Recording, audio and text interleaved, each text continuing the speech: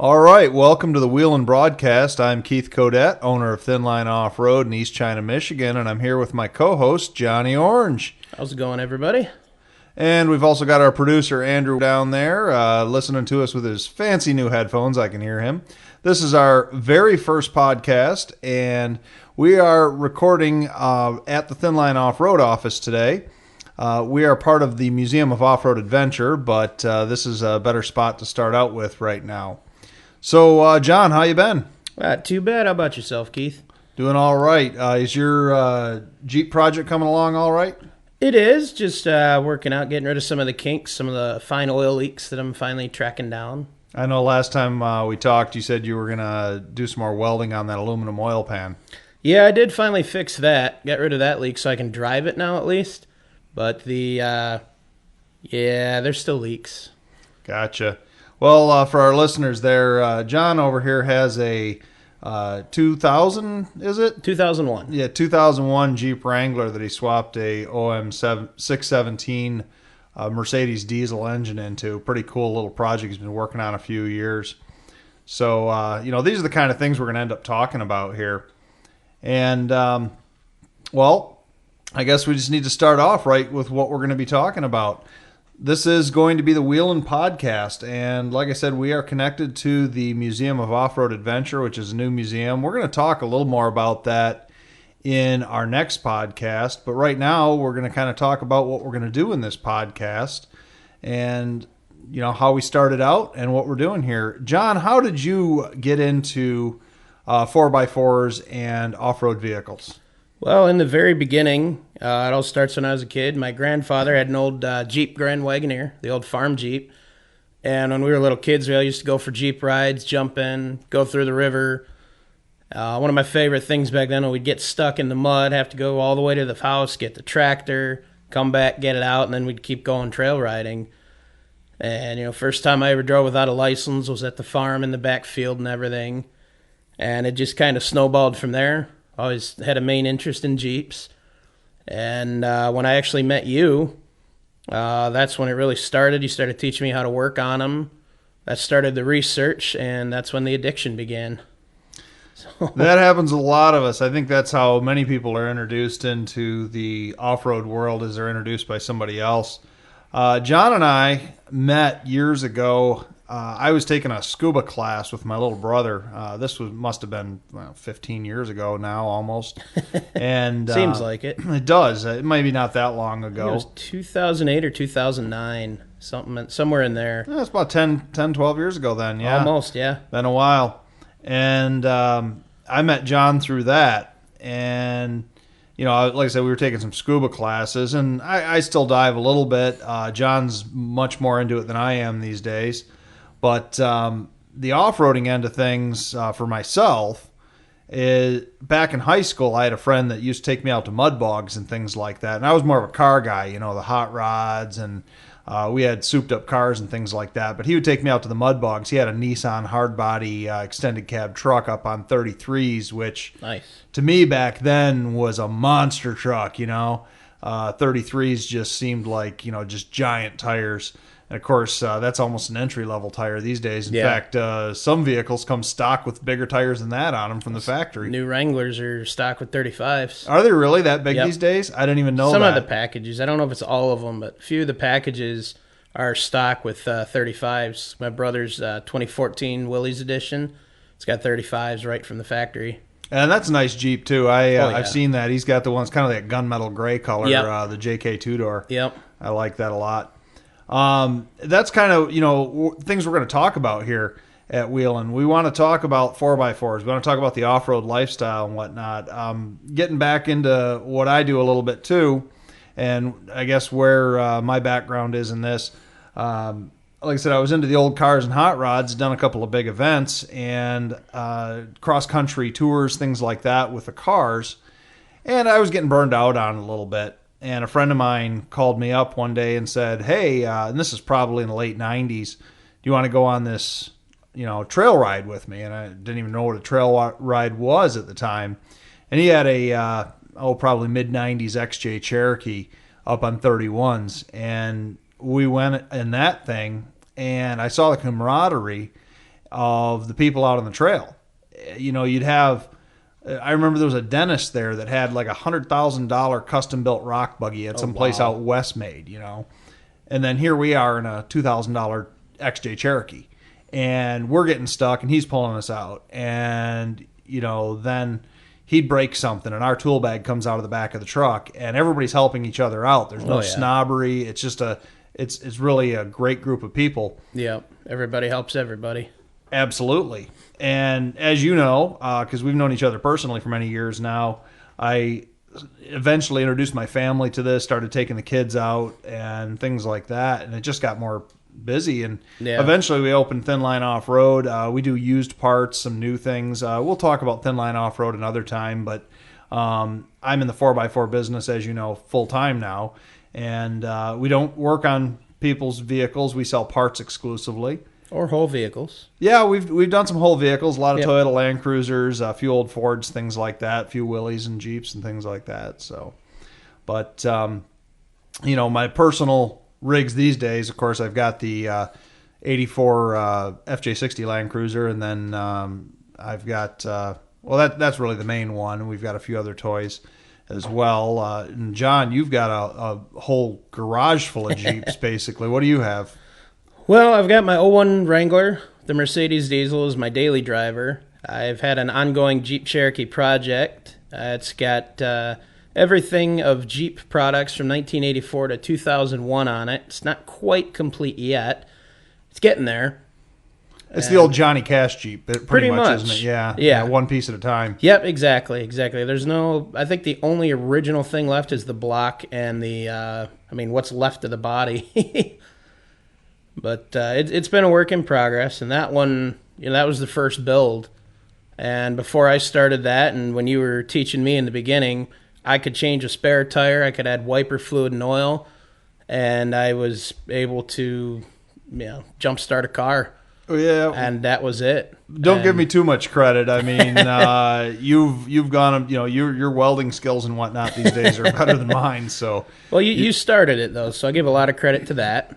And that started me doing a lot of research, what parts would fit, what would work from other vehicles. I learned about the Ford 8.8 axle swap, and then everything snowballed from there.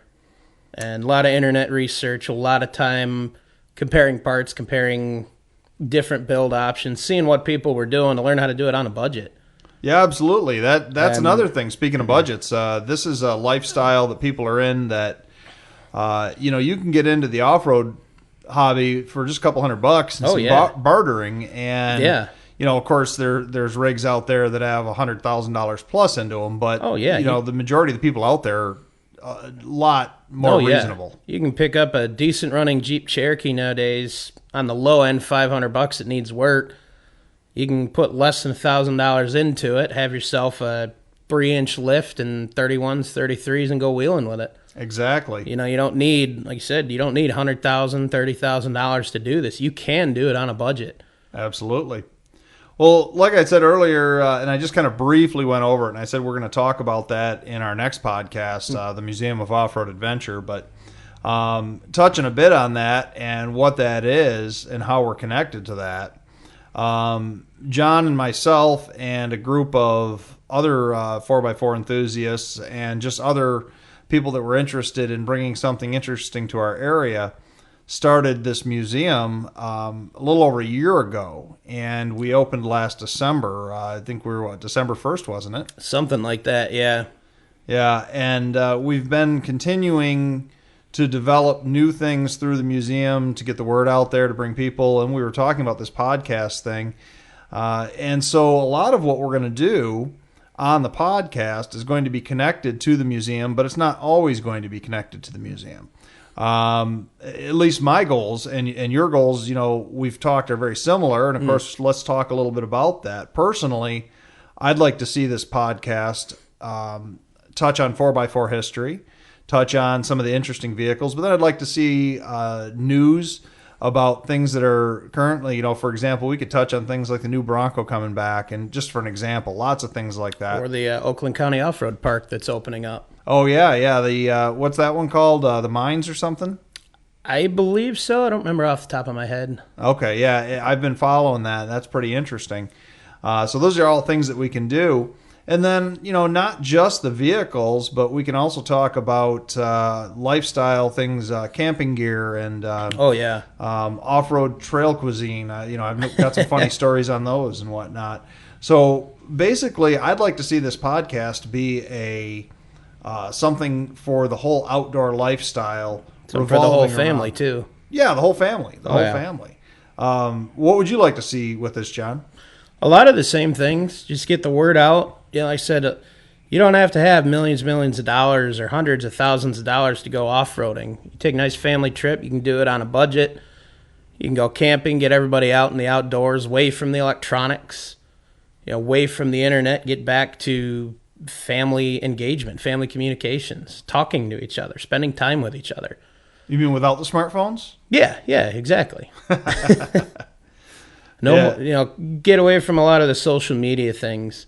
Get back to, what makes everybody themselves. It is something that people of all ages really do enjoy. Oh, yeah. We've taken kids out that are just a couple of years old, and I've seen people on the trail all the way up to 90 years old. So it's cross-generational for sure. Oh, yeah. But, other things with this podcast, I'd like to see things that, like I said, not only connect to the museum, but connect to positive things for people to learn, help teach some things. I'd like to maybe bring some people on in the future to talk about laws and regulations regarding wheeling and what trails you can use and which trails you can't. Yeah. Different things, obstacles you might encounter, challenges you might encounter off-road, maybe insurances, all sorts of different things that people are going to have to do. So that's really what I would like to be focusing on with this podcast. And of course, we're going to see this thing grow. Oh, absolutely. And always open to suggestions from something somebody wants to hear. Absolutely. This is a good time to mention that. And we'll mention it again probably at the end of the podcast. Of course, we're going to aim for most of our podcasts to probably be in that 45-minute to hour long. That'll vary a little bit, but as we build and we get experience ourselves, because this is my first podcast. I mean, I've never done a radio show or anything. What about you, John? I touched a little bit on it in one of my high school classes. I never did get to hear the final version of that, so I don't know how well I did. I mean, I passed the class, but okay. So just a little bit, but definitely the first entry into podcasts and actually recording a lot of what we're talking about. Absolutely. So, and I kind of forgot where I was going with that, but basically, just where we'd like to see this podcast go. Oh, yeah. Bring in people to interview at different times. A lot of times it's going to be you and me, and talking about different things with the museum and our businesses and just the lifestyle that we're in. So I said, anyone listening who has topics or suggestions, things you'd like to hear about, things you want to know more about, shoot us a message. That's where I was going with this. Yeah. You can go to the Mora website, which is, of course, www.themora.org.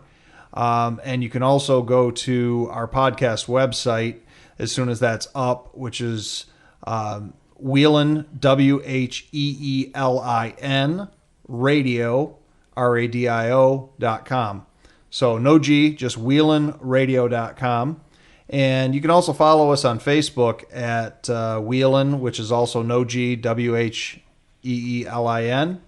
And as we get more social media things out there for people, we will let you know about them as we go as well. You can always stop into the Mora, too, and just take a look at the vehicles that they have on display there, ask some questions, take a look at what's there, and see how we've evolved from day one to where we are now. Absolutely. Absolutely. This is probably a good moment to break for ads here, or for words from our sponsor, if our producer over there looks good. He's giving me a weird look. All right. So we'll take a break and be right back. Ah, spring. It means so many things. Birds, flowers, warmer temperatures, and oh, let's not forget, bugs! Don't let pesky bugs take over your home. Call ABC Home and Commercial Services. They have the solution for your spiders, wasps, box elder bugs, Asian lady beetles, cluster flies, and more. ABC Home and Commercial Services, the best in pests. Call 810-794-5678. Welcome back to Wheelin. I am Johnny Orange. And I'm Keith. Oh, I thought you were still rolling with that, John. Oh, I was leaving it to you to go. Yeah, see, we're going to be figuring this thing out as we go along now. A little bit of a learning curve. Yep. So. During the break, we were talking to Andrew about some things that we need to do or not do here. Hope you enjoyed our quick little ad there from ABC Home and Commercial Services. ABC Home and Commercial Services is the company that's actually donating the space for the museum. They own a building in Clay Township, Michigan, an old World War II Quonset hut. And we're going to talk about that on our next podcast a little bit more as well. But they donated that space to us. So we're giving a little bit of advertising space right now. Of course, in the future here, if anybody is listening and they are interested in advertising with us, please reach out. But like I was saying, during the break, we were talking with Andrew about some of the things. As you can see, I got a little flustered there towards the very end before we went to the break, and that's just going to happen. You guys are going to listen with us, and you're going to learn with us. We know about 4x4s. We know about off-road vehicles. Of course, we don't know everything about them. We're going to learn as we go along as well. But neither John or I are professional broadcasters, and so this is kind of fun. Although this equipment in front of us looks pretty professional. John, can you tell me a little bit about this equipment we're looking at? Yeah, they're just some good quality condenser mics. We've got table stands with the extendable arms so we can get a good position for distance to and whatnot.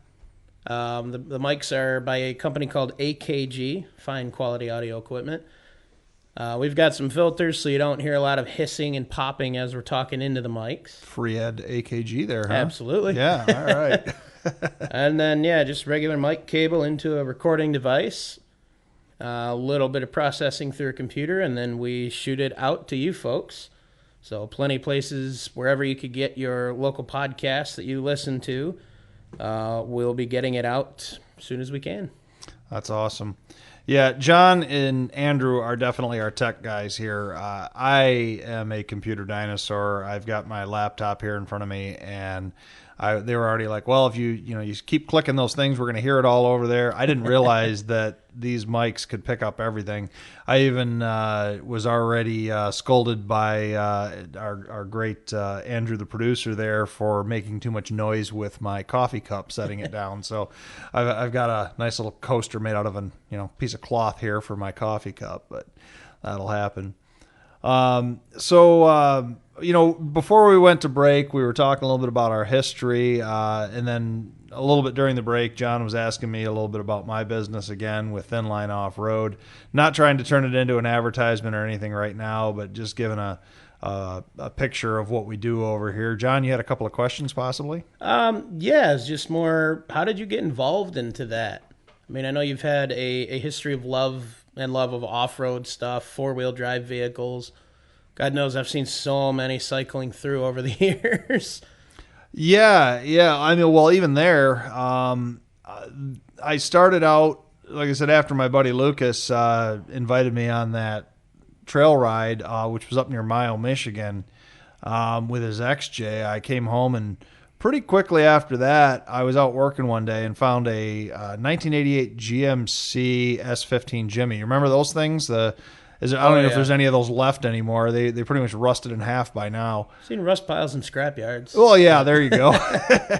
Well, this was at a customer's house back when I was working somebody else, and I ended up buying it for $40, and it needed brakes, put brakes on it, and I was a broke kid at the time, of course, so the next thing to do was try to fit bigger tires on it. So I got a set of pretty much almost bald 33s for next to nothing from a friend of mine, and they didn't fit. I put them on, and of course they hit everything, the sheet metal and all that.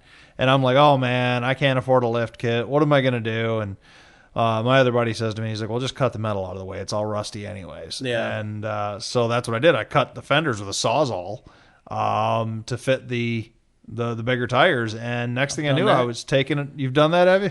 Yeah, you just got to be careful not to cut past the pinch welds like I did. Oh, yeah. Then you're welding moving more. it. Yeah, so you got to go back and then pinch and weld everything together. It's a real pain. Yeah, I imagine. Yeah, it's ugly too. So yeah, I started wheeling that thing, and then after that, I bought another GMC S15 Jimmy, but it was a 4-door. It was a nicer shape, and that morphed over about an 8-year period. It eventually got 1-ton axles. I torched all the IFS out and did a Dana 60 in the front, 70 in the rear, Nice. 513 gears, Detroit lockers. And that was my first serious wheeling rig. And there's been a whole slew of them since. We've done Suzuki Samurais, had a lot of fun of those. In fact, I think we should do a whole episode on Suzuki Samurais sometime. We could. I don't know a lot about them. Yeah, I know you only need, like 4 tools, and you can pull them all apart, put them back together? Pretty much, yeah. With a 10, a 12, a 17 millimeter, and a Phillips screwdriver, you can take apart about like 95% of one of those things. I remember doing an engine pull with you and Lucas one day with that. Yeah, the black one we had, right? Yep. Yeah. A lot of fun with those. Did a lot of those. Got into the Land Cruisers when I needed a little bit larger vehicle to haul the whole family in. I had an XJ Cherokee that was mostly stock, except it was on 31s as well. I remember that, the green one. The green one, yeah, the 5-speed. That was a lot of fun. I kind of missed that one. That was a lot of fun. And, I did this part-time while working with other companies and of course, working for somebody else, just making a living. And a couple of years ago, I was doing thin line off-road as a part-time gig. Along with, I was working, as you know, as a commercial diver, doing the underwater welding and dredging and all of that stuff. And a little health condition came up, which excluded me from doing that kind of diving anymore. And I'm fine, now. But I already had thin line going, so at that point, I just went full time with it. And with thin line off road, part of the business model here is we support first responders. So give a little money back to dive teams and Police, fire departments. EMS. Yeah, absolutely. Help those who help everybody. Well, and there's something too. Both John and I have both been first responders at some point or another in our lives.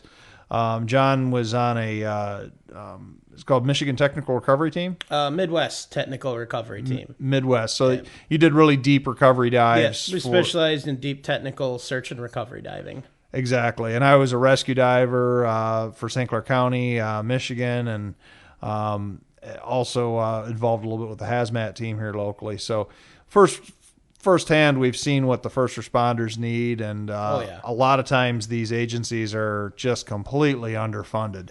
And, you might be a very small line item budget on a county payroll or a county, whatever they call it, the money that you come in for the county every year. Yeah. But it's not enough to keep the lights on and to keep all your equipment maintained. Yeah. So a lot of these first responding agencies have to do a lot of fundraisers and stuff like that. And that's where it really started out with the thin line off-road thing. But, so that's pretty much what, the brief history of thin line off-road. And, you yourself, you haven't worked necessarily in the off-road world, but you have worked, in the automotive parts business for a number of years, have you not? Yeah, I was a parts sales manager at AutoZone for a couple of years. Yep. And then I worked at Cue the AutoZone jokes, but yeah, no, actually John was really good. He was the one I would go to. He was knowledgeable on the parts, I'll say in their defense, some of them don't know in the computer system. That's why they ask you 2-wheel drive or 4-wheel drive when you're looking for wiper blades. Yeah, exactly. The computer has it. It's not always their fault. Yeah, no, I know. I love my local one here. I'm there all the time getting stuff. But yeah. And then you were at another place. I remember. Yep, I worked at a used car and service center for a while as a service writer and parts guy. Or service advisor might be better terminology for that. And we did. I did a lot of the estimates and stuff for a lot of 4-wheel drive repairs, truck repairs. Pretty much anything that came through there, we did estimates for, ordered the parts. Some of those can be tricky to find, but eventually you find what you need. So, yeah, absolutely. So, I know we've jumped around a lot in this first episode here, but just trying to paint you a picture of who John and I are and, what our involvement in this world is. And like I said, on our next podcast here, which is going to be coming up pretty shortly, we're going to talk about the museum, which is a project that's very near and dear to both of our hearts. And, how basically that whole thing got founded and how we started off with that. John, what else you want to talk about today? Well, I can get into a little bit about what I do right now. Absolutely. I'm not working on any roads or land actually right now. So it's starting to get warmer out, and I work with double action dive charters. I crew on one of the dive boats in Lake Huron, and every weekend we run people out to go scuba diving on shipwrecks. So that's a lot of fun. That sounds like. Oh yeah, it's a blast, and for the most part we're in shallower wrecks. We do have deeper stuff we go to, but on some of these even there are some old cars. You look on a lot of these, there's wrecks that have full, complete cars. There's one they just found. It's got a 1927 Nash. Oh, cool. I believe it is. It looks not quite like the day it went down, but it's a very low mileage vehicle. Is the engine flooded? I would say probably by this point. I mean, it's been down since 1928. So I don't think there's too many good parts. You might be able to salvage a bolt, maybe. Oh, yeah, there you go. Rim. There you go. That would actually be an interesting future podcast for us to talk about waterproofing your four-wheel drive vehicle. Oh, absolutely. I remember years ago that first Jimmy that I had up at Silver Lake Sand Dunes in Michigan, crossing a water hole up there and ended up hydrolocking the engine, which if you don't know, hydrolocking is when you fill the engine full of water and, the water goes up through the intake, down through the manifolds into the cylinders, and it seizes up your engine with water. Fortunately, we were able to pull the spark plugs out, roll it over, get all the water out of it, dry it out, and it ran again. But I assume not too long, though. No, it ran pretty good after that. Fortunately, it wasn't a high-speed hydrolock. But, that's something we should talk about, snorkels and waterproofing distributors Absolutely. And all that kind of thing and whatnot. But, we could probably just about wrap up this first broadcast here. And unless there's anything else you wanted to hit on there, John. Not that I can think of. All right. Well, once again, I'd like to mention, for more information about the museum, go to www.themora.org. You can also check out thinlineoffroad.com if you would like. And you can also check out the museum page at the Museum of Off-Road Adventure on Facebook. It's also on Instagram, the same thing, the Museum of Off-Road Adventure, but there's an underscore between every single word. So it's the underscore museum underscore. You get the idea. And you can also check out our website for the Wheelin podcast, which is wheelinradio.com, and, of course, Wheelin on Facebook. Is there anything you'd like to plug while we're doing all our plugs here, John? Not that I can think of. I think we pretty much covered everything. Okay. So that's all of our plugs, and thank you for tuning in, and I hope we keep you guys listening to our podcast about 4x4s and off-road lifestyle. And that's signing off our first one. Have a good one.